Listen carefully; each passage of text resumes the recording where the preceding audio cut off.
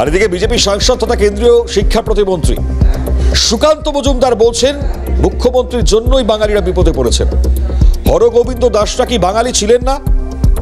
হরগোবিন্দ দাস, চন্দন দাস কি বাঙালি ছিল না? এতজনের চাকরি চলে গিয়েছে, তারা কি বাঙালি ছিলেন না? বাঙালিরা বিপদে পড়ছে মুখ্যমন্ত্রীর জন্যই। প্রতিক্রিয়া তার শুনুন। সংকটে পড়ছি। আজকে মুখ্যমন্ত্রীকে আমি প্রশ্নটা করতে চাই, আপনি বাঙালির কথা বলছেন, হরগোবিন্দ দাস, চন্দন দাস কি বাঙালি ছিল না? 20,000 লোকের চাকরি চলে গেছে আপনার ঘুষ খাওয়ার জন্য, আপনার নেতাদের ঘুষ খাওয়ার জন্য, তারা কি বাঙালি ছিলেন না? বিপদে পড়েছে তো আপনার জন্য। যে মেয়েটি আরজি করে ধর্ষিতা হলেন, আমাদের ডাক্তার দিদি বা বোন, সে কি বাঙালি ছিল না? বা যে মেয়েটি কসবাতে কলেজের মধ্যে ধর্ষিত হয়েছে, সেই মেয়েটি কি বাঙালি ছিল না? তখন তো বাঙালির কথা মনে পড়েনি আপনার? অস্তিত্ব তো। আর এক এক করে এই কটাক্ষ, তীব্র বিরোধিতা, বাংলা এবং বাঙালি অস্মিতায় শান শাসক দল তৃণমূল কংগ্রেসের। আর ঠিক এই জায়গা থেকে দাঁড়িয়ে বিরোধী বিজেপির তরফ থেকে লাগাতার এ প্রসঙ্গে কটাক্ষ। খুব স্বাভাবিকভাবেই বিরোধী দলনেতা শুভেন্দু অধিকারীর এই মন্তব্যে তাৎপর্য রয়েছে, কারণ যে মন্তব্য তিনি করছেন, রোহিঙ্গা ও বাংলাদেশি মুসলমানরা তাকে ভোট দেন। তৃণমূলের রাজ্য সহসভাপতি জয়প্রকাশ মজুমদার আমাদের সঙ্গে রয়েছে টেলিফোন লাইনে। জয়প্রকাশ দা, যা বলছেন রাজ্যের বিরোধী দলনেতা শুভেন্দু অধিকারী, একেবারে কোট আন কোট বক্তব্য আপনাকে বলি, বলছেন রোহিঙ্গা ও বাংলাদেশি মুসলমানরা তাকে ভোট দেন। মমতা বন্দ্যোপাধ্যায়কে উদ্দেশ্য করে তিনি বলছেন, তাই তিনি ছাপ্পা মেরে 2,75,00,000 ভোট পেয়েছেন। তিনি বলছেন তিনি জানেন জল বেরিয়ে গেলে তার ভোট 2 কোটির নিচে নামবে। কি বলবেন?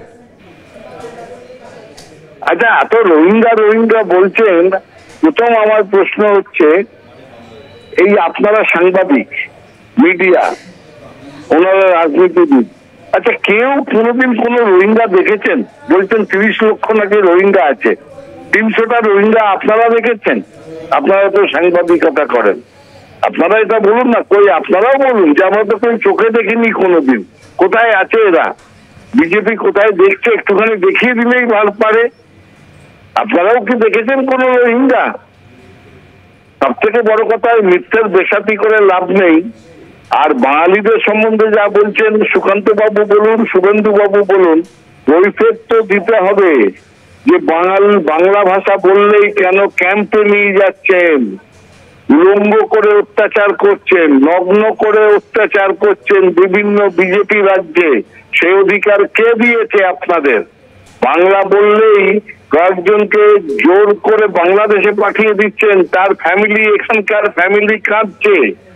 আর এই যে কুচবিহারে আসাম থেকে পাঠাচ্ছেন নোটিশ যে ভারত ছাড়তে হবে, কে অধিকার দিয়েছে আপনাদের? 3-4 পুলিশ ধরে কুচবিহারে আছে। এই সন্ত্রাস তৈরি করছেন কেন? বাংলা ভাষা বললেই সন্ত্রাস করছেন কোন অধিকারে? জয়প্রকাশ দা, এখানে সুকান্ত মজুমদার প্রশ্ন তুলছেন, বলছেন বাঙালিরা বিপদে পড়ছেন মুখ্যমন্ত্রীর জন্য।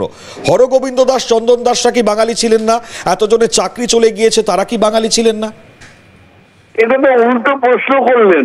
এখানে যত বাংলা ভাষায় কথা বলে তাদের উপর অত্যাচার করা হচ্ছে না। মুখ্যমন্ত্রী কোনোদিন বলেন না যে তাদের কনসেন্ট্রেশন ক্যাম্পে ঢোকাতে হবে। এই যে বিজেপি এখন বাঙালিদের জন্য ক্যাম্প করছেন, হিটলার করেছিলেন ইহুদিদের জন্য কনসেন্ট্রেশন ক্যাম্প, তারপরে গ্যাস চেম্বার। আর বিজেপি কেন্দ্রীয় সরকার তারা সব জায়গায় বলছেন বাঙালিদের জন্য কনসেন্ট্রেশন ক্যাম্প করতে হবে, যেভাবে ইহুদিদের জন্য করা হয়েছিল। শুধু এখনো বলেননি গ্যাস চেম্বার, যে গ্যাস চেম্বারে ঢুকিয়ে লক্ষ লক্ষ বাঙালিকে মেরে দিতে হবে। এই বিজেপি চায় বাংলার অপমান, বাংলা ভাষাকে অপমান, এবং শেষ পর্যন্ত বাঙালি জাতটাকে শেষ করে দেওয়া। তার প্রতিশোধ এই মুখ্যমন্ত্রীর নেতৃত্বেই বাঙালি নেবে এই বিজেপির বিরুদ্ধে। আচ্ছা, ধন্যবাদ জয়প্রকাশ দা, অসংখ্য ধন্যবাদ। কংগ্রেস মুখপাত্র সৌম্য আইচ রায় রয়েছেন টেলিফোন লাইনে। সৌম্য দা, স্বাগত সেন আপনাকে। কি বলবেন বিরোধী দলনেতা যেটা বলছেন? দেখুন, বিরোধী দলনেতা কি বলছেন সে নিয়ে আমি আর কিছু বলতে চাই না, কিন্তু কারণ সারা ভারতবর্ষে বাঙালিদের উপরে অত্যাচার তো হচ্ছেই, এবং বিশেষ করে বাঙালি মুসলমান যারা যারা পরিযায়ী শ্রমিক তাদের উপরে মারাত্মক রকমের অকথ্য, অবর্ণনীয়, অসহ্য অত্যাচার করছে বিজেপির ডবল ইঞ্জিন সরকারের মানুষেরা। এই হিংসা বিদ্বেষ আজ থেকে নয়, দীর্ঘদিন ধরে বিজেপি শাসিত রাজ্যগুলোতে বিজেপি আমাদের রাজ্যের লোকেদের উপর করছে। কিন্তু এ রাজ্যে মাননীয় মুখ্যমন্ত্রী সেটাকে ইস্যু করে পলিটিক্যাল প্রোডাক্ট বা রাজনৈতিক পণ্য বানাতে চাইছেন।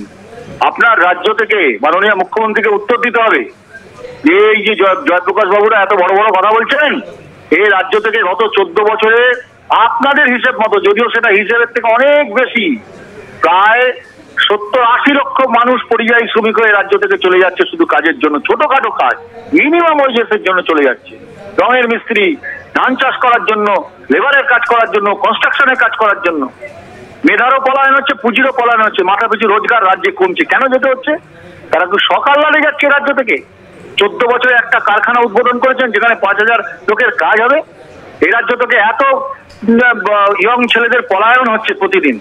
এর দায় কার? মুখ্যমন্ত্রী নয়? তারা বাঙালি নয়?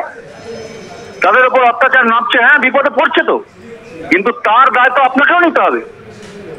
আপনি এই রাজ্যের বাঙালিদেরকে জীবন জীবিকাকে কোন টাকা করে দিয়ে এখন শুধু রাজনীতির ময়দানে বাঙালি অস্মিতাকে কাজে লাগিয়ে একটা সংকীর্ণ রাজনীতির প্রোডাক্ট হিসেবে বাজারে নিয়ে এসছেন। বাঙালির মন এত সহজে ভরে না মাননীয় মুখ্যমন্ত্রী। আপনার জন্য এই রাজ্য থেকে এত বাঙালিকে চলে যেতে হয়েছে। 6500 কোম্পানি চলে গেছে গত 14 বছরে। উত্তর দেবেন কেন চলে গেল? বোঝা গেল। ধন্যবাদ সৌম্যদা, অসংখ্য ধন্যবাদ আপনাকে। দেখুন, খুব স্বাভাবিকভাবেই লাগাতার প্রতিক্রিয়া আসছে।